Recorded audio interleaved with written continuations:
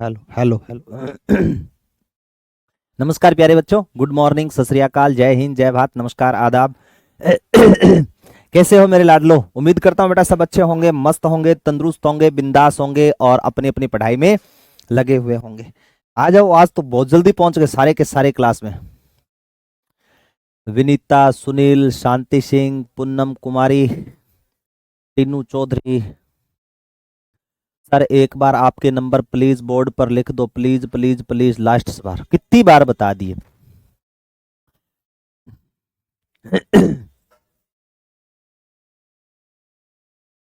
96 675 83 022। ठीक है, 9667583022। ठीक है।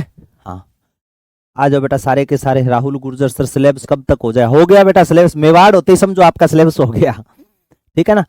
कृष्णा प्रजाप सर, आपसे रिक्वेस्ट है, आप रंजीत सर को पॉलिटी की कमेंट पीडीएफ डालने के लिए बोल दीजिए। बोल देंगे बेटा। Urmila Sharma, good evening sir ji. Good evening sir ji, आज तो हमारे नेट बंद है। हाँ, थारा नेट बंद है तो भी मैसेज आने लगे, वाईफाई तो चाला है। Gurju love you too, love you बेटा, सब बच्चों को लव यू। अस्सलाम वालेकुम। वालेकुम अस्सलाम। आ जाओ लाडलो सर। ठीक है, पर आप जैसे नहीं हैं, बहुत हार्ड वर्क कर रहे हो। अच्छा, आज तपोगे तभी तो निखरोगे बेटा। करवा देंगे बेटा, जो टॉपिक बचेगा ना करवा देंगे, आपको निराश हताश नहीं किया जाएगा, ये वादा है आपका। ठीक है।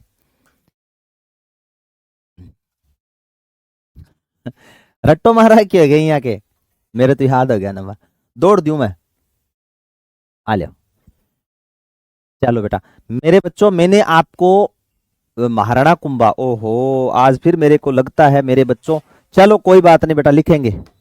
ठीक है, आज तो फिर लिखना पड़ेगा। कल महाराणा कुंभा चल रहा था ना, और महाराणा कुंभा के बारे में मैंने आपको उपाधियां बता दी थी कि महाराणा कुंभा को हाल गुरु, दान गुरु, छाप गुरु, अभिनव भट्टाचार्य, राणु रासो, तोडरमल, आसो पाते, गज पाते, गण पाते, छाप गुरु, धीमान, नंद नंदीश्वर, नवे भारत, निशंक, निर्भय नरेश, आदि है ना, परम भागवत, वीणा वाद्यन की उपाधियां धारण कर रखी थी। किसने? महाराणा कुंभा ने। कहते हैं महाराणा कुंभा का काल जो था वो कला व साहित्य की दृष्टि से, स्थापत्य कला की दृष्टि से स्वर्ण काल था। महाराणा कुंभा के पिता का नाम मुकल बताया था, माता का नाम सौभाग्यवती बताया था, और जो महाराणा कुंभा के चित्रकला गुरु थे वो हीरानंद थे, और इनके जो संगीत गुरु थे, सह संगीत गुरु सारंग व्यास थे। अच्छा ऐसे क्या? क्या बात है, क्या बात है। अपना राजा कैसा होगा? राम कुमार सर जैसा होगा। चलो, राधे राधे बेटा तारा। चलो मेरी बातें सुन लो, अब कमेंट मत करो, अब मेरी बात पर गौर करो बेटा। ठीक है। फिर मेरे बच्चों, मैंने आपको बताया था कि महाराणा कुंभा ने कौन कौन से युद्ध लड़े थे। मैंने आपको बताया था कि महाराणा कुंभा ने नागौर के शासक शम्स खां को हराया था, नागौर पर एकाधिकार किया था। इन्होंने सारंगपुर का युद्ध लड़ा, मांडू के सुल्तान महमूद खिलजी प्रथम को पराजित किया। इस याद में महाराणा कुंभा ने क्या बनवा दिया था? विजय स्तंभ बनवाया था। तीसरी बात मैंने बताई थी, इन्होंने गुजरात के कुतुब शाह को पराजित किया था। फिर शम्स खां और गुजरात के कुतुब शाह और इधर आपके मालवा का जो शासक था महमूद खिलजी, इनके मध्य एक संधि होती है, चंपानेर की संधि 1456 में। जब चंपानेर की संधि हुई तो इस संधि के अंदर कहा गया था कि हम सभी मिलकर के महाराणा कुंभा को हराएंगे, लेकिन महाराणा कुंभा को हराने के लिए 1457 के अंदर बदनौर का युद्ध लड़ा जाता है। इस बदनौर के युद्ध में भी महाराणा कुंभा ने गुजरात और मालवा के दोनों शासकों को बुरी तरह पीटा, ठोका, कुटा। अब इस संधि को विफल करने के बाद में, युद्ध में जीतने के बाद में, महाराणा कुंभा ने कुशाल माता का भव्य मंदिर बनवा दिया बेटा बदनौर ब्यावर के अंदर। यहां तक बता दी। कल मैं सांस्कृतिक उपलब्धियां बता रहा था और मैंने महाराणा कुंभा से संबंधित बातें शुरू की थी, इनकी उपाधियां लिखाई थी। आज पहले लिखा देता हूं महाराणा कुंभा ने कौन कौन से दुर्ग बनाए। ठीक है, और दुर्ग के बाद में अपने आगे बढ़ेंगे मेरे बच्चों कि महाराणा कुंभा के दरबार में कौन कौन से विद्वान थे, है ना। महाराणा कुंभा ने कौन से ग्रंथ लिखे, मंडन ने कौन से ग्रंथ लिखे, नाथा ने कौन से ग्रंथ लिखे। तो आज मेरे बच्चों आपको मेरे साथ साथ में कुछ बातें लिखनी ही पड़ेगी। ठीक है, ठीक है गुरुजी। हेडिंग लगा लेना मेरे बच्चों, महाराणा कुंभा।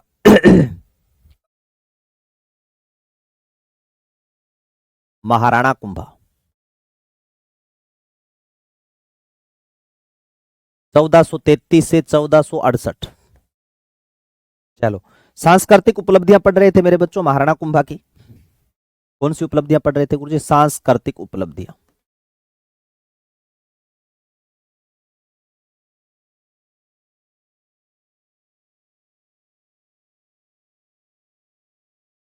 इनके बारे में अपने चर्चा कर रहे थे। ठीक है, और इसमें बेटा मैंने सबसे पहले उपाधियां बता दी, तो उपाधियों के बाद में अपने दुर्ग की बातें कर रहे थे। ठीक है, महाराणा कुंभा ने कौन कौन से दुर्ग का निर्माण करवाया था? देखो बेटो, सबसे पहले मैंने आपको बताया था महाराणा कुंभा ने कौन सा दुर्ग बनाया था बच्चों? कुंभलगढ़ दुर्ग का निर्माण करवाया। कौन सा दुर्ग बनवाया मेरे बच्चों? कुंभलगढ़ दुर्ग। कौन सा दुर्ग बनवा दिया था? कुंभलगढ़ दुर्ग। अपनी पत्नी की याद में बनाया कुंभलगढ़ दुर्ग। कौन सी पहाड़ी पर बनाया था? जरगा की पहाड़ी, हेमकूट की पहाड़ी, या गंधमादन की पहाड़ी? एक ही पहाड़ी है। कल शायद राम सिंह पूछ रहा था कि गुरुजी ये पहाड़ी अलग अलग है या एक ही है? एक ही पहाड़ी है बेटा, जरगा, हेमकूट, गंधमादन की पहाड़ी पर। और मैंने बताया था इसके बेटे संप्रति या अशोक के बेटे संप्रति ने बनवाया था। पहले इस दुर्ग का निर्माण किसने करवा दिया था? संप्रति, मौर्य शासकों ने। फिर इसका निर्माण किसने करवाया था? महाराणा कुंभा ने। ग्रंथों से क्वेश्चन आते हैं एग्जाम में, बिल्कुल टिक्कम राठौड़, बिल्कुल आते हैं बेटा। हाड़ी रानी किसकी रानी थी? अपने पतियों की रानी थी, टीनू चौधरी। ठीक है, जहां आएगा वहां चर्चा कर लेंगे। चलो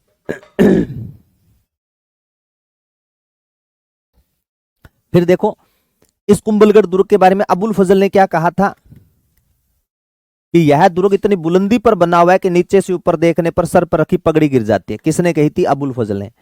यह दुर्ग इतनी बुलंदी पर बना है, यह दुर्ग इतनी बुलंदी पर बना है, यह दुर्ग इतनी बुलंदी पर बना है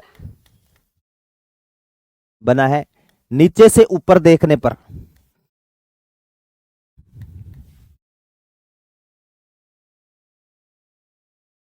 नीचे से ऊपर देखने पर सिर पर रखी पगड़ी गिर जाती है। सिर पर रखी पगड़ी गिर जाती है,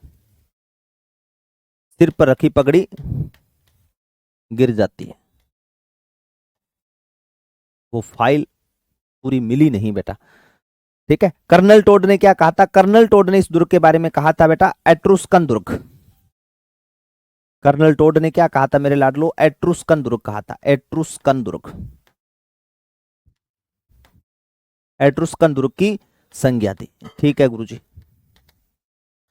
इस दुर्ग का ऊपरी भाग क्या कहलाता है? मेवाड़ की आंख। ठीक है, कटारगढ़।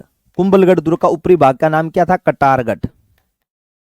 ठीक है, और जो कटारगढ़ था ना, इसको बोलते हैं बेटा महाराणा कुंभा का निवास स्थान। जो कटारगढ़ था, इस कटारगढ़ को क्या बोलते थे लाडलो? मेवाड़ की आंख, जहां महाराणा कुंभा निवास किया करते थे। मेवाड़ की आंख, पूरे मेवाड़ को देख सकते थे। क्या बोलते थे लाडलो? मेवाड़ की आंख। किसको? कटारगढ़ को। महाराणा कुंभा की हत्या इसी कटारगढ़ में हुई थी। आगे वाली स्लाइड ले लूं, लिख लो। सर मैंने ही पूछा था कितनी तेज याददाश्त है, इतनी हमारी हो जाए तो जॉब मिल जाए हमें सर। अच्छा, तूने पूछा था क्या राम सिंह? बेटा मुझे कुछ याद था कि आपने ये प्रश्न, तो शायद मैं जब बंद कर रहा था ना उस समय ध्यान में रह गया था।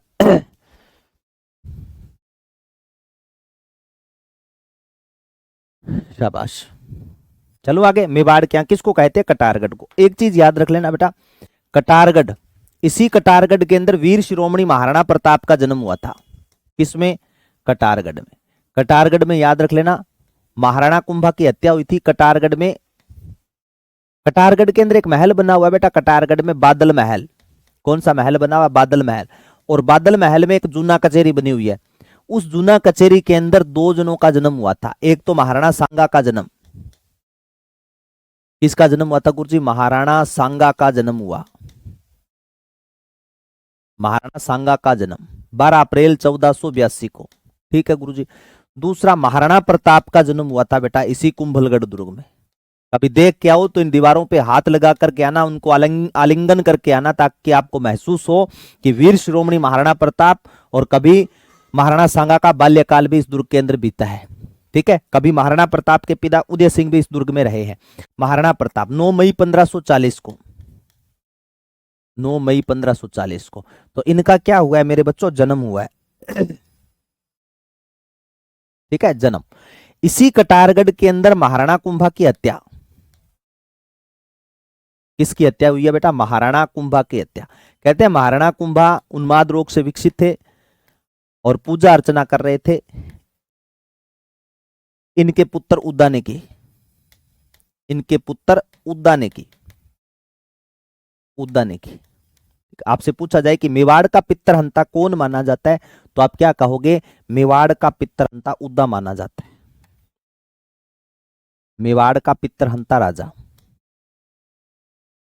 मेवाड़ का पितरहंता राजा, मेवाड़ का पितरहंता राजा मेरे बच्चों आपसे पूछ ले तो मेवाड़ का पितरहंता राजा कौन माना जाता है, उद्दा। ठीक है ना, कौन माना जाता है, उद्दा। फिर आगे वाला एक दुर्ग और लिखना मेरे बच्चों, बसंतगढ़ दुर्ग। अचलगढ़ और बसंतगढ़ दुर्ग कहां पर है, सिरोही में। इनका पुनः निर्माण करवाया था। कहां पर है बसंतगढ़ दुर्ग गुरुजी, सिरोही में। ठीक है, कल वाली स्लाइड से आगे लिखना है जिसमें लिखा रखा था मैंने कि महाराणा कुंभा ने कुंभलगढ़ दुर्ग। कटारगढ़ कुंभलगढ़ अलग अलग है क्या, नहीं। कुंभलगढ़ दुर्ग के ऊपरी भाग है ना, ऊपर ही ऊपर, जहां पर महाराणा प्रताप का जन्म हुआ था, महाराणा सांगा का जन्म, कुंभलगढ़ दुर्ग का ऊपरी हिस्सा है, उसको कटारगढ़ बोलते हैं बेटा, अलग अलग नहीं है। ठीक है, अचलगढ़ दुर्ग, अचलगढ़ दुर्ग ये भी कहां पर है, सिरोही में। अचलेश्वर महादेव मंदिर बना हुआ है। ठीक है, इसके अंदर सावन भादो मूर्ति है, सावन भादो उद्दाव है महाराणा कुंभा की, सावन भादो मूर्ति रखी गई है, इसके अंदर मूर्ति रखी हुई है। सिरोही में कब हो गया, कल बताया था ना कि जब गुजरात का अटैक होता था, सिरोही के राजा सर सहसमल ने सहयोग किया था, तो उस समय इस भाग पर एकाधिकार कर लिया था। बसंतगढ़ हो गया, भोमट दुर्ग हो गया, भोमट दुर्ग। ठीक है, ये थोड़ा सा ध्यान में रखना है बेटा बातें। प्रतापगढ़ की जगह जन्म में प्रताप आएगा क्या, प्रतापगढ़ की, अरे यार महाराणा प्रताप था, प्रतापगढ़ कैसे कर दिया। महाराणा प्रताप का ना, प्रतापगढ़ नहीं है, महाराणा प्रताप का जन्म। बिल्कुल बेटा, वर्ल्ड में चीन की दीवार के बाद सबसे लंबी दीवार, कल मैंने बताया था 35.8 किलोमीटर, 36 किलोमीटर दीवार, सबसे लंबी दीवार। बाकी तो बहुत सारी बातें हैं बेटा कुंभलगढ़ के बारे में, कभी चर्चा करेंगे कि कुंभलगढ़ दुर्ग को कुंभल मेरु दुर्ग, मछेंद्रपुर दुर्ग, बेरों का दुर्ग, आत्मनिर्भर दुर्ग, मारवाड़ की छाती पर लटकी हुई तलवार, मेवाड़ के राजाओं की शरण स्थली, है ना, जिसके 9 दरवाजे, रामपोल, हनुमान पोल, ओट पोल, हल्ला पोल, नींबू पोल, पाड़न पोल, कई दरवाजे हैं बेटा। अब देखो कुंभलगढ़ दुर्ग का शिल्पी यानी महाराणा कुंभा के दरबारी विद्वान कौन कौन से थे बेटा।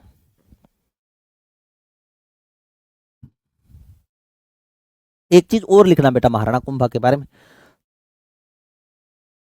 सावण भादो कड़ाई कोट्टा मकोनी टिन्नू, सावण भादो कड़ाई है थारा देशनोक में, सावण भादो झील है सिरोही में, सावण भादो बांध है कोट्टा में। ठीक है मेरी लाडली टिन्नू। चलो अब एक चीज और लिख लेना बेटा, महाराणा कुंभा ने एक मंदिर बनवाया था बेटा, कौन सा, कुंभ श्याम मंदिर। कौन सा मंदिर बनवाया मेरे बच्चों, कुंभ श्याम मंदिर बनवाया था। कुंभ श्याम मंदिर कहां कहां बना हुआ है ये थोड़ा सा ध्यान में रखना। महाराणा कुंभा ने कुंभ श्याम मंदिर बनवाया था, एक तो बनाया बेटा चित्तौड़गढ़ में, चित्तौड़गढ़, एक बनवा दिया अचलगढ़ में, अचलगढ़, और एक बनवा दिया बेटा चित्तौड़गढ़, अचलगढ़ और यही लिख देता कुंभलगढ़ में। ठीक है, कल से पूछ ले आपसे कि महाराणा कुंभा ने कहां पर बनवाया था, तो अब ध्यान में रख लेना, महाराणा कुंभा ने बनवाया, महाराणा कुंभा ने बनवाया।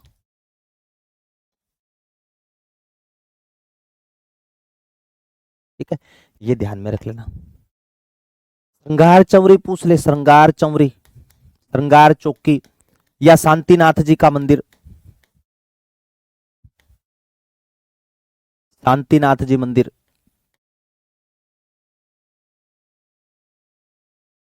इसका शिल्पी कौन था, किसने बनवाया था, वेलका ने,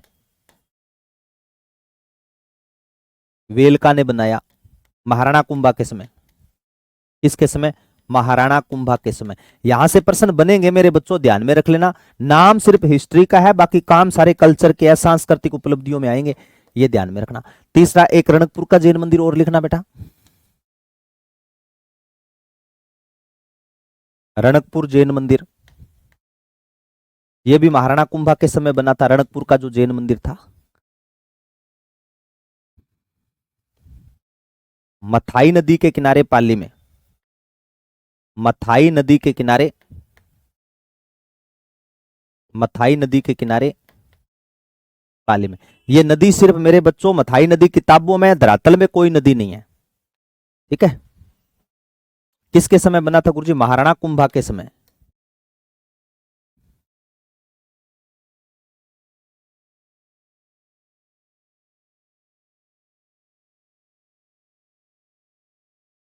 किसके समय? महाराणा कुंभा के समय 1439 में धरणक सेठ ने बनाया था। किसने बनवाया था लाडलो? धरणक सेठ नामक व्यापारी ने। धरणक सेठ नामक व्यापारी ने बनवाया। बाकी मंदिर की जानकारी बेटा मैंने आपको सारी दे रखी है कि इसके अंदर 1444 खंबे हैं, 84 शिखर हैं। बनवाले वाला व्यक्ति था। ठीक है, 1444 खंबे हैं, 84 शिखर हैं, 24 मंडप है, गुलम विमान, धरणी विहार, त्रिलोक्य दीपक के नाम से इस मंदिर को जाना जाता है। ठीक है, इसके अंदर 1444 खंबे कितने खंबे हैं मेरे बच्चों? 1444 स्तंभ।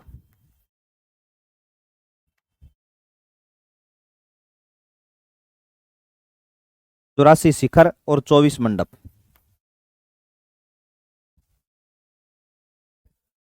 ठीक है, लिख लो। शाबाश, बहुत अच्छा। एक बार मैं चेक कर लेता हूं मेरे बच्चों। हाँ, पाली में। इसका शिल्पी देपा या देपाक था बेटा? इसका शिल्पी कौन था? देपा या देपाक था। शाबाश मेरे लाडलो।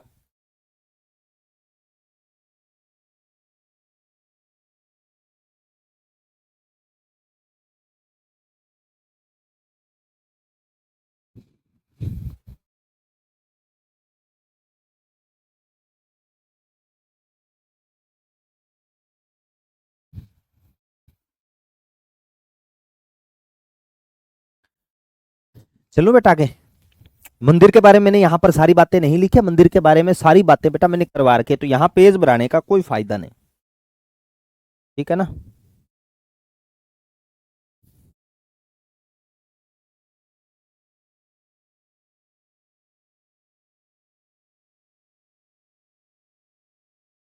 अब देखो महाराणा कुंभा के दरबार में प्रमुख विद्वान कौन कौन से थे? कुंभा के, महाराणा कुंभा के दरबारी विद्वान, महाराणा कुंभा के दरबारी विद्वान, यहां से प्रश्न आते हैं बेटा हमेशा। और टिक्कम राठौड़ ने एक बात बहुत अच्छी बोली है कि गुरुजी इनके ग्रंथों से संबंधित प्रश्न हमेशा उठता है। बेटा महाराणा कुंभा सिर्फ इतिहास में नहीं है, इतिहास में, युद्ध के साथ में, संस्कृति के साथ में, साहित्य के साथ में, सब में यह व्यक्ति जिया हुआ है। ठीक है सर, एक माउंट आबू में जैन मंदिर है, उसको किसने बनवाया था? मिस्त्री लग गया बेटा अभी, शांति सिंह, उसमें मिस्त्री लगे थे। ठीक है, मिस्त्री के साथ साथ में बड़े बड़े पत्थर लगे थे उसमें, तब बना था वो। इसका मतलब मंदिर वाला टॉपिक तूने पढ़ा नहीं है। ठीक है, और उसमें मैंने ट्रिक भी लिखवाई थी, बिल्लू पापी है मैं के तो तेरी अंतर आत्मा भटक रही है शांति, तेरे माता पिता ने गलती से तेरा नाम शांति रख दिया यार। न तू खुद में शांति रख रहा है, न मुझे शांति से पढ़ाने दे रहा है तो। ठीक है, ठीक है, तू कंट्रोल होकर के यार पढ़ ले तो। ठीक है, तू यहां ध्यान दे ले, पर मुझे पढ़ाने दे और तू पढ़ ले बेटा। ठीक है, तेरा कोई डाउट हो मुझे मैसेज पे भेज दिया कर, हाथ जोड़ के निवेदन है तेरे से यार। ठीक है, तेरा खोपड़ा हो रखा है खराब। ठीक है, वो बिल्लू पापी है, मेकेकरा, विमल साई जैन मंदिर, लुणम साई जैन मंदिर, पार्श्वनाथ जैन मंदिर, पीतलहर जैन मंदिर, कुंथुनाथ महावीर स्वामी मंदिर, विक्की नाम दे देकर बता रहे, विमल शाही कीर्तिधर था, लुणम शाही की शोभा शोभन देव ने बढ़ाई थी। है ना? है बेटा, मैं बता दूंगा, ना चिंता का। कंट्रोल शांति, कंट्रोल कंट्रोल कर तू खुद पे यार। पढ़ाने दे मुझे तो। चलो देखो, महाराणा कुंभा के दरबारी विद्वान, महाराणा कुंभा के दरबारी विद्वान कौन कौन से थे बच्चों? सबसे पहले याद रखना मेरे बच्चों, महाराणा कुंभा के दरबारी विद्वान में नाम याद रखोगे मंडन का। इसका नाम याद रखना मेरे लाडलो, मंडन। ठीक है, ये गुजरात का ब्राह्मण था।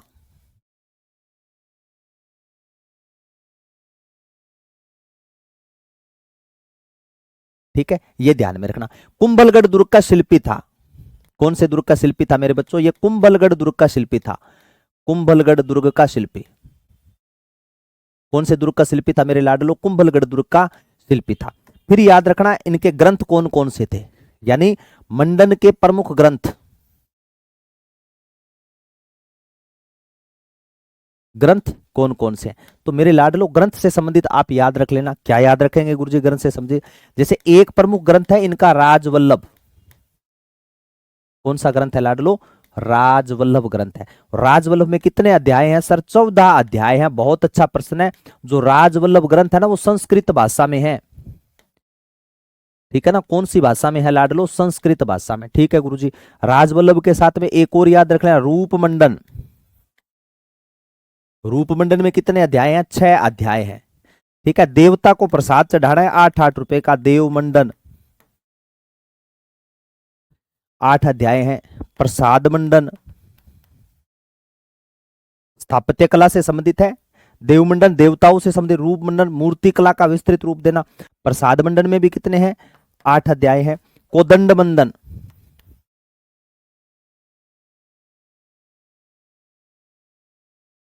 ठीक है। ये ग्रंथ किसके माने जाते हैं बेटा? मंडन के।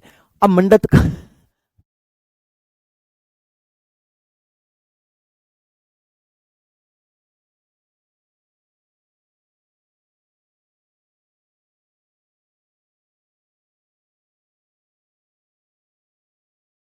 संप्रति के समय था क्या मंडन या कुंभा? बेटा मैं सारी बात महाराणा कुंभा की बता रहा हूं, टिक्कम ध्यान में रख लेना।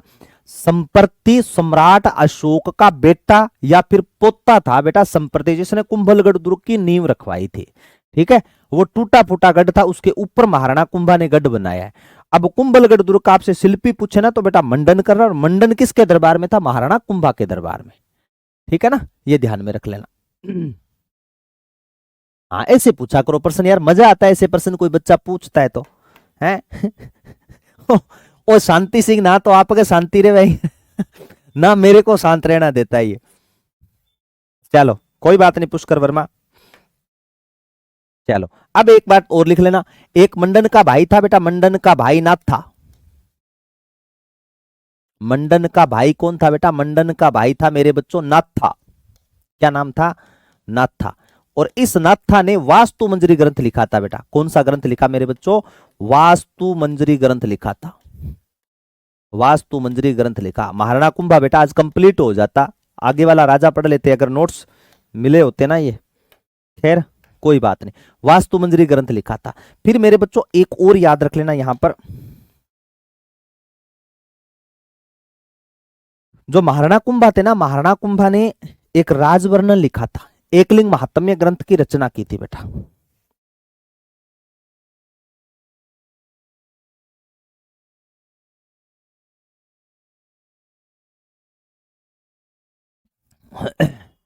ठीक है। महाराणा कुंभा ने, साइड में हूं बेटा राहुल, चिंता मत कर बेटा, ये लो, ठीक है। महाराणा कुंभा ने एकलिंग महात्म्य ग्रंथ खुद ने लिखा था, उसका पहला ही भाग लिखा था जिसको बोलते हैं राजवर्णन। बाकी भाग किसने लिखा था? कान्ह व्यास ने। तो मैं यहां एक चीज और ऐड कर देता हूं बेटा, महाराणा कुंभा ने, महाराणा कुंभा ने एकलिंग महात्म्य ग्रंथ का पहला भाग, एकलिंग महात्म्य का पहला भाग, महात्म्य का पहला भाग राजवर्णन लिखा, राजवर्णन लिखा। बाद में वेतन लेकर, वेतन लेकर कान्ह व्यास ने इस ग्रंथ को पूरा किया। कान्ह व्यास ने इस ग्रंथ को पूरा किया, इस ग्रंथ को पूरा किया, ठीक है। तीर्थमाला ग्रंथ किसका? जिसमें 100 तीर्थ वर्णन है बेटा, तीर्थमाला ग्रंथ कवि मेहाजी का है बेटा। तीर्थमाला ग्रंथ, तीर्थमाला ग्रंथ पूछ ले तो ये किसका है? कवि मेहाजी का। 120 तीर्थों का वर्णन किया, 120 तीर्थों का वर्णन, तीर्थों का वर्णन किया है।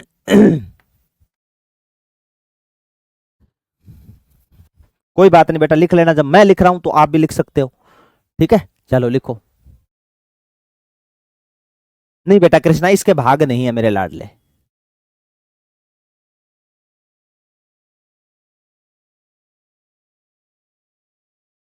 धनुर्विद्या से संबंधित है, शांति सिंह ये। हाँ बिल्कुल, राम सिंह संप्रति ने जो कभी बनाया था ना, उसकी जगह कुंभा ने बनवाया।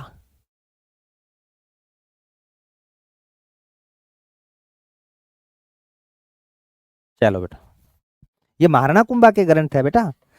वैसे तो बहुत है बेटा, कोदंड मंडन धनुर्विद्या से संबंधित है, वैद्यनाथ मंडल चिकित्सा से संबंधित है, मूर्तिकला मंडल लिखवाया नहीं, मूर्तिकला से संबंधित है, सगुन मंडन है, एक देव मूर्ति प्रकरण लिखो तो इनमें लिख लियो, क्योंकि मंडन मंडन नाम आएगा ना पता चल जाएगा। देव मूर्ति प्रकरण लिख लियो एक साथ, देव मूर्ति प्रकरण, ये लिख लेना लिखना चाहो तो।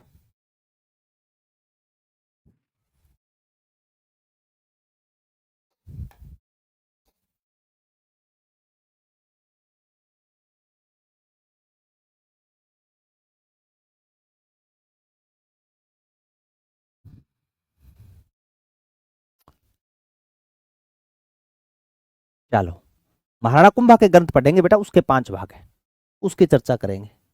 चलो बेटा आगे नेक्स्ट। टीनू चौधरी कह रही है गुरुजी नेक्स्ट, ये ले नेक्स्ट तो विक्रमादित्य है बेटा सीधा ही। चलो अब लिखना बेटा मंडन के पुत्र गोविंद के बारे में। ये तो बेटा ऐसा व्यक्ति था, अगर इसकी मूर्ति भी बना करके लगवाते ना तो कोई अतिशयोक्ति नहीं। मंडन के पुत्र गोविंद,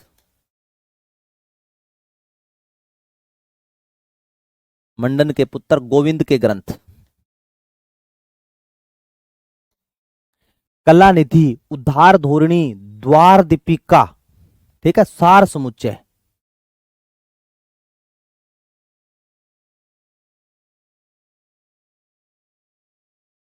ठीक है, ये ध्यान में रख लेना, मंडन के पुत्र गोविंद के प्रमुख ग्रंथ। गोविंद ने कौन कौन से ग्रंथ लिखे थे? कला निधि, उद्धार धोरणी, उद्धार धोरणी, द्वार दीपिका, द्वार दीपिका और सार समुच्चय ग्रंथ। और प्रत्येक में बेटा कुछ ना कुछ वर्णन है, ठीक है ना। कितनी बड़ी बात है मेरे बच्चों, अगर इस व्यक्ति की राजस्थान में कोई जान नहीं रहा है, अगर यहां होता ना कोई तो इनकी मूर्तियां बनती बेटा, ठीक है। राजस्थान में जगह जगह इनकी मूर्तियां लगी होती, लेकिन क्या बताएं, कला निधि ग्रंथ है, इसमें मंदिर के शिखरों की जानकारी मिलती है। जो मंदिर बने होते हैं, मंदिर के ऊपर शिखर नहीं होते, उनके बारे में जानकारी मिलती है कि जो मंदिर के ऊपर जो शिखर हैं उनका आकार कैसा होगा, कितना डिजाइन देना है, कितना गुबंद रखेंगे, कितना वो मेटर रखना है, कितना मेटेरियल लगा, उसकी जानकारी मिलती है, ठीक है। और आपसे पूछ ले गुरुजी उद्धार धोनी, उद्धार करना, उद्धार पुनः निर्माण करना, लिखवा ही दो गुरुजी। कला निधि ग्रंथ में पूछ लेना मंदिर के शिखरों की जानकारी, मंदिर के शिखरों की जानकारी, कि मंदिर के जो शिखर बनेंगे वो कैसे बनेंगे, शिखरों की जानकारी। उद्धार ध्वनि में पुनः निर्माण, दुर्गों का पुनः निर्माण कैसे होगा। द्वार दीपिका, दरवाजों दरवाजों का निर्माण करें, पूरे पोथे के पोथे छाप रखे। आप कहते हो हम गुरुजी रीजनिंग आती है, मैथ नहीं आती, आप कहते हो राजस्थान जीके आता है, हमें मैथ नहीं आती। इस व्यक्ति को देख ले, सारे के सारी चीजें, सारे के सारे ग्रंथ लिख रखे हैं इस व्यक्ति ने, ठीक है। ये महाराणा कुंभा का लड़का है, ध्यान, सॉरी मंडन का बेटा है बेटा। इस व्यक्ति को आयुर्वेदा का ज्ञान था, सार समुच्चय आयुर्वेदा का ज्ञाता, आयुर्वेद का ज्ञाता था, ये ध्यान में रख लेना। किसका ज्ञाता था बेटा? आयुर्वेद का ज्ञाता था। मंडन की एक लड़की भी थी बेटा, रमाबाई। मंडन की एक पुत्री थी, मंडन की पुत्री का नाम क्या था? रमाबाई। मंडन की पुत्री, मंडन की पुत्री का नाम क्या था मेरे बच्चों? रमाबाई। जो संगीत की विदुषी थी, वागेश्वरी की उपाधि थी। इसके बाद में कौन सी उपाधि थी? वागेश्वरी की उपाधि, वागेश्वरी की उपाधि थी।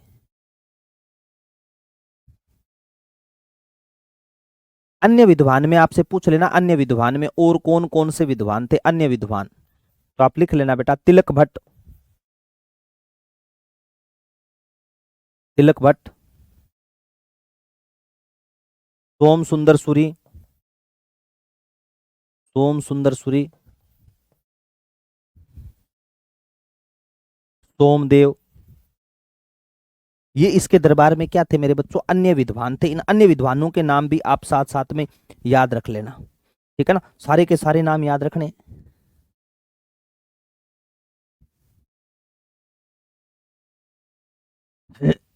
ठीक है, तिलक भट्ट, सोम सुंदर सूरी, सोमदेव सूरी, सूरी कर लेना। जैन धर्मों को देख लो कितनी महत्व दे रखा था इन्होंने।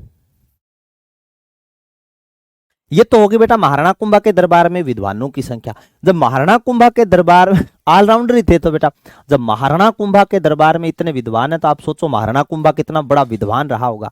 महाराणा कुंभा ने संगीत राज, संगीत मीमांसा, संगीत सूड, सूड प्रबंध, रसिक प्रिया, जयदेव गीत गोविंद की टीका पर आधारित चंडी सतीका, कितने अच्छे ग्रंथ थे। मेवाड़ी कन्नड़ भाषा में नाटक तक लिख दिए थे उस व्यक्ति ने 4। नाथा बता दिया ना, नाथा ने वास्तु मंजरी ग्रंथ लिखा था। वो लिख रहे बेटा अमित तिवारी काहे बात कर रहा है बेटा? ये देख मंडन, मंडन ने वास्तु मंजरी ग्रंथ लिखा था, वास्तु शास्त्र से संबंधित। लिखो जल्दी लिखो बेटा।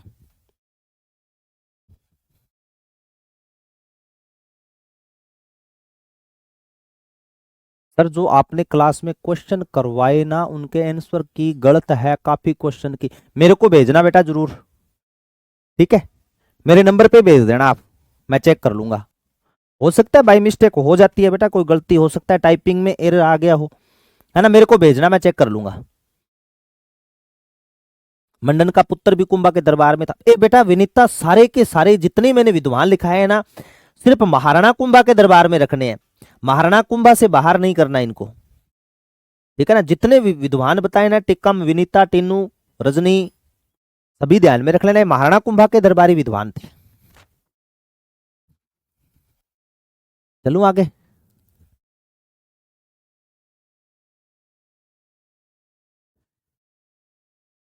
सर हो गया, ठीक है। अब देखो महाराणा कुंभा के ग्रंथ, महाराणा कुंभा का बेटा एक ग्रंथ हमेशा पेपर में पूछता है, कौन सा गुरुजी? संगीत राज, महाराणा कुंभा के प्रमुख ग्रंथ,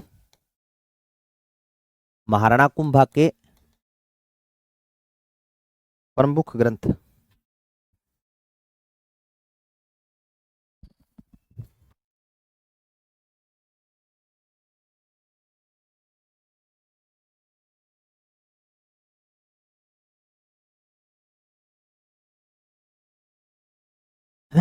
देखो शाबाश, महाराणा कुंभा के प्रमुख ग्रंथ कौन कौन से?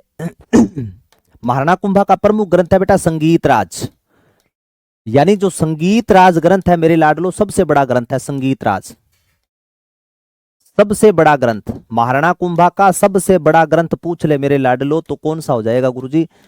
संगीत राज। इसके कितने भाग हैं? इसके 5 भाग हैं। कितने भाग है लाडलो? 5 भाग। अब गुरुजी 5 भाग याद थोड़ी रहेंगे, मैं कहता हूं याद रहेंगे, ऐसे कैसे नहीं याद है? वो अमिताभ बच्चन का गाना नहीं सुना क्या? ओ खाई के पान बनारस वाला रे, खुल जाए बंद अकल का ताला, गाना सुना हुआ है क्या? हाँ गुरु, गाने तो आप पूछो मत, गाने कौन से नहीं सुने ये बताओ? आपने नहीं सुने होंगे सर गाने, उतने तो हमने सुन रखे हैं। अरे हैं? क्या कहते हो? हैं? तो सुने तो है, मेरे को पता है। हाँ तो मेरे को पता चल गया ना, आप जैसे कर रहे हो, देख देख धड़ाधड़ मैसेज आ रहे हैं। हाँ तो मेरे को पता है, सबने गाने सुन रखे, अपने गानों की तरफ नहीं जाना। यहाँ पे मैंने कह दिया कि खाई के पान बनारस वाला, है ना? वो बनारस वाला था या नहीं था, यहां प्रश्न काम का है। मैंने क्या कहा है कि एक गीत है बेटा, क्या है? एक गीत है, और गीत कौन सा है? खाई के पान बनारस वाला, खाई के पान बनारस वाला। कोई पान खा लो, पान अच्छा ही होता है ना? खाई के पान बनारस वाला, तो ये देख लो, बस गुनगुनाया करो साथ साथ में, याद रह जाए। देखो कौन कौन से भाग है, गीत कोश, पाठ्य कोश, नृत्य कोश, वाद्य कोश, रस कोश, 1 2 3 4 5। बताओ कहां दिक्कत है? अब सीधे याद रख लोगे क्या, लिखने पड़ेंगे? हैं? हाँ क्या बात, देखो लिख लेना, गीत कोश,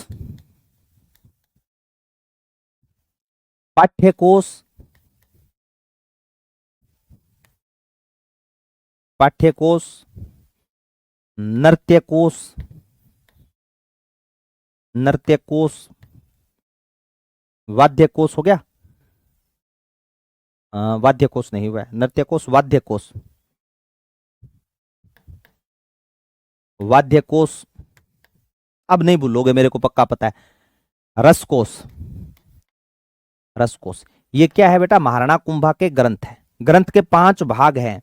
कितने भाग है मेरे लाडलो? ये गुरुजी 5 भाग है। मेरे को लगता है महाराणा कुंभा ने भी गीत गाया होगा, खाई के पान बनारस वाला, ठीक है ना?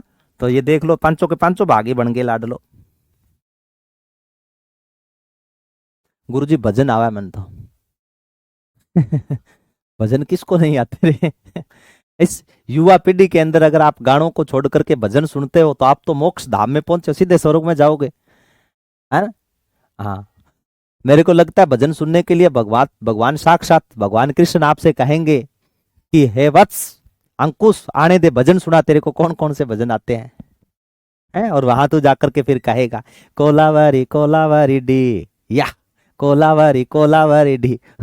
और भगवान कृष्ण को और अपने हिंदू देवी देवताओं को, ठीक है ना, इंग्लिश नहीं आती, ध्यान रख लेना ठीक है? तो हिंदी में गाने सुनाने हैं, राजस्थानी में सुनाने हैं मेरा बच्चों। हाँ लिख लिए। अब अन्य ग्रंथ में लिखो बेटा, अन्य ग्रंथ में लिखो, अन्य ग्रंथ, संगीत राज, संगीत मीमांसा, संगीत सूड, संगीत राज, संगीत मीमांसा, संगीत मीमांसा, संगीत सूड, सूड प्रबंध, सूड प्रबंध, रसिक प्रिया, जयदेव गीत गोविंद की टीका पर आधारित है रसिक प्रिया, चंडी सतिका, ये टीका है बेटा, चंडी सतिका, ये दोनों क्या है मेरे बच्चों, टीका है। 4 नाटक है इनके, ठीक है, 4 नाटक है। अरे वाह, बहुत अच्छा बेटा, बहुत शानदार मेरे बच्चों।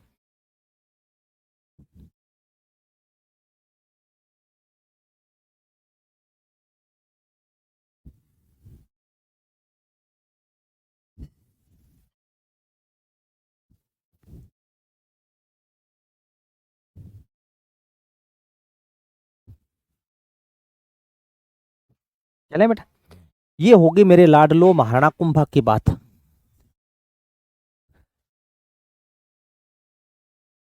सर साइड कृष्णा, ये ले बेटा साइड ही हूं मैं तो, पहले ही साइड में हो जाता हूँ। लिख लो, लिखने के बाद मुझे बता देना गुरुजी लिख लिया, आगे बढ़ो, तो हम आगे बढ़ने के लिए तैयार हैं। ये तो टाइम ही बहुत जल्दी 18:44 हो गए बेटा, क्या करें?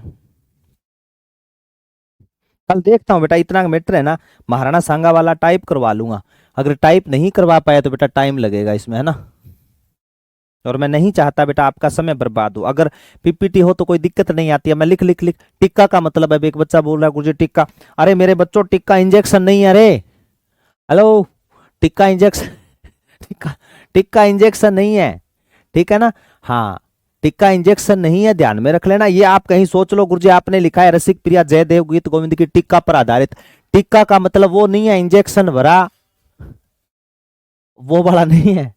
टिक्का का मतलब होता है जैसे अपने 6ठी 7वीं 8वीं 9वीं 10वीं क्लास में नहीं पढ़ते थे बेटा, अपने पास में संजीव लेकर के आते थे। जैसे हिंदी की संजीव ले ली, या 11वीं 12वीं में अपने जैसे दोहे वगैरह नहीं समझ में आए तो अपने क्या लेके आते हैं, संजीव, उसमें ऊपर दोहे लिखे होते हैं, ठीक है? पहले दोहे लिखे होते हैं, अपने उसका शब्दार्थ मतलब नहीं होता है, पहले दोहा लिख दिया, फिर उसका प्रसंग, शब्दार्थ, फिर व्याख्या, है ना? यानी सीधा सा मतलब ये है कि मैंने दोहा बोल दिया, कोई भी दोहा बोल दिया, जैसे मान लो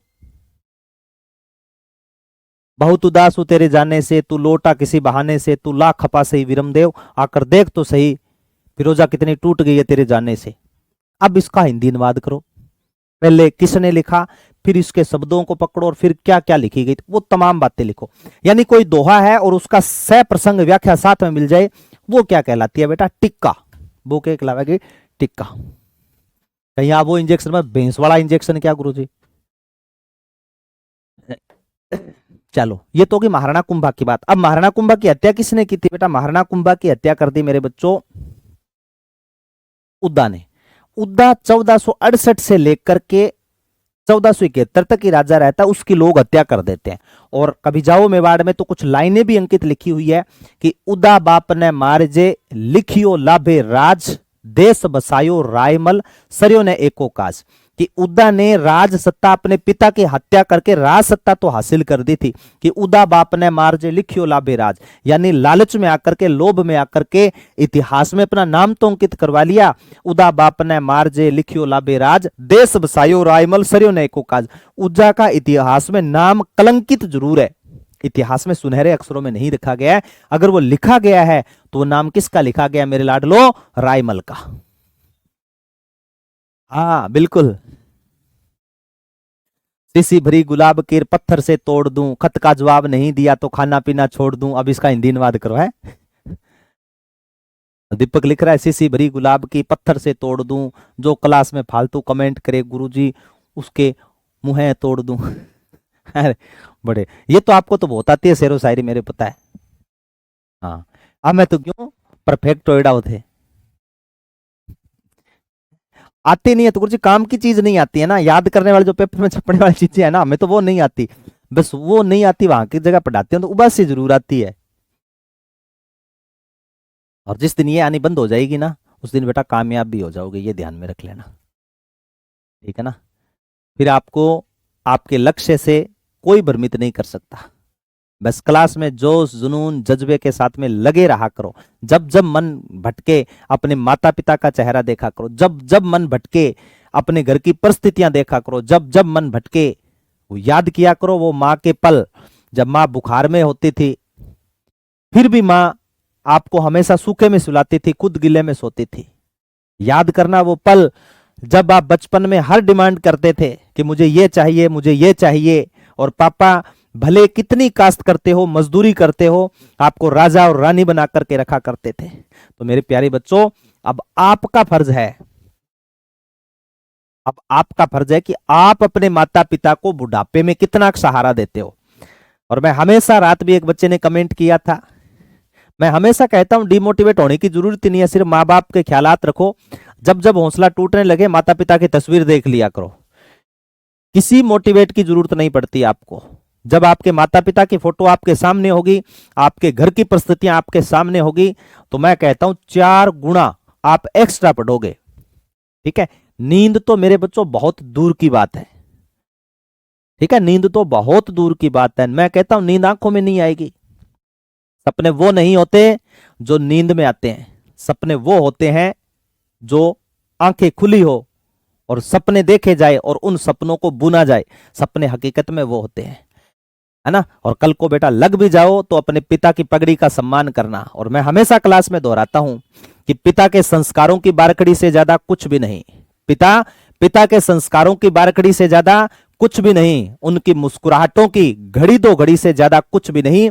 हम कुछ भी बन जाएं, कितना भी कमा लें, हम कुछ भी बन जाएं, कितना भी कमा लें, लेकिन हमारी कीमत हमारे पिता की पगड़ी से ज्यादा कुछ भी नहीं, हमारे पिता की पगड़ी से ज्यादा कुछ भी नहीं, ठीक है। तो मन लगा करके बेटा पढ़ो, बेफिक्र होकर के, ठीक है ना। चलो अब देखो बेटा, इसके बाद में ध्यान में रखना है मेरे बच्चों, रायमल शासन कौन करेगा, रायमल।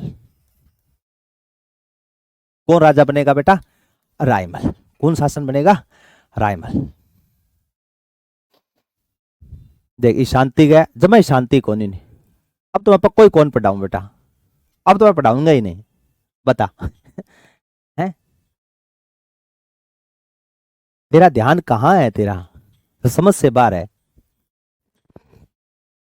चलो देखो बेटा, अब किसके बारे में पढ़ना है बेटा? रायमल। रायमल सिर्फ किसान था, खेतों में ज्यादा ध्यान देता था। रायमल के बेटा 3 बेटे हैं, उनके बारे में थोड़ा सा ध्यान देना। रायमल के समय कितने पुत्रों के बारे में चर्चा करेंगे मेरे बच्चों? 3। एक लड़के का नाम होगा बेटा पृथ्वीराज सिसोदिया। के नाम हुआ गोटाबरो? पृथ्वीराज सिसोदिया। सबसे बड़ा लड़का था पृथ्वीराज सिसोदिया, जिसे क्या बोलते हैं बेटा? उड़ना राजकुमार। बुल्ट चौथे गियर में रखता था बेटा ये, उड़ना राजकुमार। क्या नाम था मेरे बच्चों? उड़ना राजकुमार था। पृथ्वीराज सिसोदिया क्या बोलते थे? उड़ना राजकुमार। रायमल और रणमल अलग अलग है बिल्कुल बेटा। रणमल मेवाड़ में है, रणमल को रिडमल बोलते हैं, वो मारवाड़ में हुआ है, ठीक है। और ये कहां पर हुआ है बेटा? उड़ना राजकुमार। ये रायमल है, महाराणा कुंभा का बेटा, ये अलग है रायमल, और वो रणमल अलग था, वो मारवाड़ था, अपने मेवाड़ पढ़ रहे हैं। एक इसके लड़के का नाम था बेटा जगमाल, ठीक है, 1 नंबर का आशिक था ये भी, जगमाल। और एक लड़का था बेटा संग्राम सिंह, जो इतिहास में स्वर्णिम अक्षरों में नाम लिखा गया संग्राम सिंह का, वो नाम है बेटा राणा सांगा। क्या नाम है? राणा सांगा। 80 घाव थे तन पे फिर भी व्यथा नहीं थी मन में, वो था बेटा, ठीक है, शाबाश। हाँ हाँ शाबाश, वो बेटा। देखो मेरे लाडलो, यहां पर याद रखना कि रायमल दुखी था किससे बेटा? पृथ्वीराज से। रायमल का एक भाई था, इस रायमल के भाई का नाम था बेटा सारंगदेव। भाई का नाम क्या था? सारंगदेव। और इस सारंगदेव ने कई बार बुलाया अपने सारंगदेव भाई को और इससे मेल मिलाप किया कि यार मेरे एक समझ से बाहर है कि मेवाड़ का राजा किसे बनाया जाए, यानी मेवाड़ की जो सत्ता है वो किसको सौंपी जाए, ठीक है। मेवाड़ की सत्ता किसको? ध्यान से सुनना बेटा मेरी बात, ये समझाने वाली बात है। पृथ्वीराज सिसोदिया कहते हैं स्वभाव का थोड़ा खरा था, ठीक है, डांट फरकार तमाचे मारने में, रेपटा जड़ने में 1 मिनट नहीं लगाता था, ठीक है। और वैसे बुल्ट चौथे गियर में रखता था, घोड़ा तेज गति से भगाता था, धावक था, इस कारण इसको क्या बोलते हैं? उड़ना राजकुमार, ठीक है गुरुजी। पृथ्वीराज संग्राम दोनों रतन कुंवरी की सगी संतान, एक ही कोख से जन्म लिया था संग्राम सिंह ने और पृथ्वीराज ने, लेकिन दोनों भाइयों की आपस में कभी नहीं बनी। और पृथ्वीराज ने संग्राम सिंह को साफ कह रखा था कि मेरे सामने मत आना, अगर मेरे सामने आ गया ना डोबा फोड़ दूंगा तेरा, मैं आंखें फोड़ दूंगा मेरे सामने आ गया तो। और जो भी यार कोई होता ही है, ठीक है, अब मान लो कोई ज्यादा ही उत्पाती हो तो अपने बात बात में नहीं बोल देते कि अरे तू पैदा ही क्यों हुआ था रे, क्यों दुख दे रहा है, तू पैदा ही क्यों हुआ था। जब पृथ्वीराज से ये कहा जाता था ना तू पैदा क्यों हुआ, तो ये पता है क्या बोलता था कि मैं मेवाड़ में निमित्त राज करने के लिए पैदा हुआ हूं। तब प्रजा ने सोचा कि अगर ये राजा बन गया तो फिर तो दिक्कत ही दिक्कत है। रायमल को पता चल गया कि अगर सत्ता पृथ्वीराज को दे दिया तो काम डामाडोल है। इसने क्या किया, अपने भाई सारंगदेव को बुलाया और रायमल से कहा, सारंगदेव ने, कि मेवाड़ की सत्ता किसके हाथों में देने का विचार है। तो रायमल ने साफ मना कर दिया कि कुछ भी हो जाए मोटड़ा टिंगर ने कौन दो, कुछ भी हो जाए सत्ता पृथ्वी को नहीं दूंगा। तो सत्ता आज्ञाकारी लड़का है संग्राम, इसको दी जाए। नहीं सगा भाई नहीं था बेटा कृष्णा ये जगमा। अब हुआ क्या बेटा, कहा कि अगर सीधी सत्ता छोटे को दे दी तो ये तो वैसे ही उसे मौत के घाट उतार देगा, क्या किया जाए। तब कहा कि इन भाइयों में कोई वेर विरोध न हो।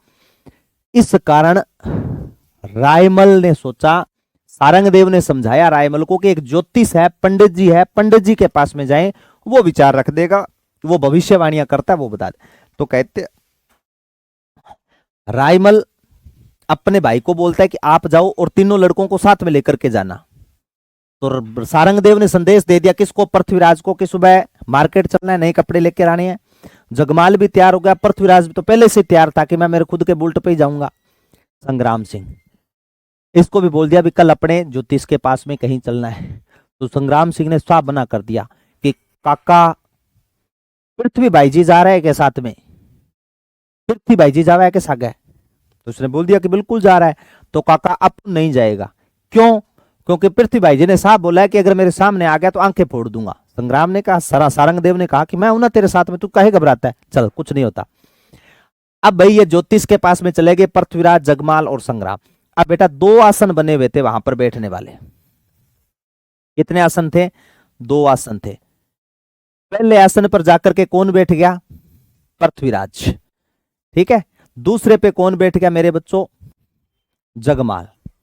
अब पीछे संग्राम सिंह को पकड़ करके कौन लेकर के आया? सारंगदेव। अब सारंगदेव बुजुर्ग था बेटा, सारंगदेव खंगारा करा क्या पता लड़के खड़े हो जाए आसन पे, मैं बैठ जाऊं। इन दोनों के कोई फर्क नहीं पड़ा, फोन चलाना शुरू कर दिया और चैटिंग करनी शुरू कर दी, कोई फर्क नहीं पड़ा। अब संग्राम ने कहा कि अंकल डोंट वरी, ये पल्लड़ पड़ा था, उठा करके लाए, उसको साफ कर उस पर बिठा दिया। इतने में ज्योतिष आ गया। अब ज्योतिष का नजरिया भी देखो, ज्योतिष ने देखा कि जो बड़े बुजुर्ग है वो भूमि पर बैठा है और जो युवा लड़के हैं वो आसन पर बैठे हैं। इससे बड़ा दुर्भाग्य क्या होगा? क्या राज सत्ता संभाल सकते हैं ये? तो उसने कहा कि सबसे पहले कौन आया था? तो पृथ्वीराज ने हाथ उठा दिया कि सबसे पहले मैं आया। दूसरे नंबर पर कौन आया? जगमाल ने कह दिया मैं आया। ज्योतिष ने भविष्यवाणी कर दी कि जो सबसे लास्ट में आया था ना, राज सत्ता उसी के हाथ में है। कौन जानो? उसी के हाथ में सत्ता। इतना कहना था कि लास्ट में कौन आया? संग्राम सिंह ने बोला कि मैं आया। इतना कहना था, पृथ्वीराज सिसोदिया घुमा कि मैंने तेरे को कहा था तू मेरे सामने मत आना। तलवार चलाई और आंख में गुद्दो मारियो। भाई के साथ में विरोध में राणा सांगा की क्या चली गई बेटा? एक आंख। बड़ी मुश्किल से बीच बचाव किया और कहा कि ये ज्योतिष झूठ बोलता है, इसकी बात सच्ची नहीं है। दूसरे ज्योतिष एक लेडीज के पास में चलते हैं। यहां से पृथ्वीराज भी निकल गया, जगमाल भी। संग्राम सिंह ने कहा कि चाचा मैं नहीं जाऊंगा, चाचा मुझे मत लेकर के जाओ। इसने कहा नहीं, मैं हूं ना, कि चाचा मरवाने के लिए है क्या तू? ठीक है ना, चल मेरे साथ में चल। अब ले गया। तो वही वहां पर उसने भी पूछा कि पहले कौन आया? तो वहां पर जगमाल पहुंचा था कि मैं आया। दूसरे नंबर पर कौन आया? तो दूसरे नंबर पृथ्वीराज तलवार बाहर निकाल करके बैठा था कि मैं आया। तीसरे नंबर पर कौन आया? तो राणा सांगा पीछे पीछे खड़ा था और कहा ए मैं आयो। इतना कहते राणा सांगा थुक मुठी भाग खड़ा हुआ, क्योंकि उसने कहना ही था कि जो लास्ट में राजा वही बनेगा। राणा सांगा आगे और पीछे पृथ्वीराज। बड़ी मुश्किल से यहां से निकल करके 73 गांव होते हुए राणा सांगा कहां चला गया? मेवाड़ छोड़ दिया बेटा राणा सांगा ने। श्रीनगर अजमेर में पड़ता है, वहां चला गया था।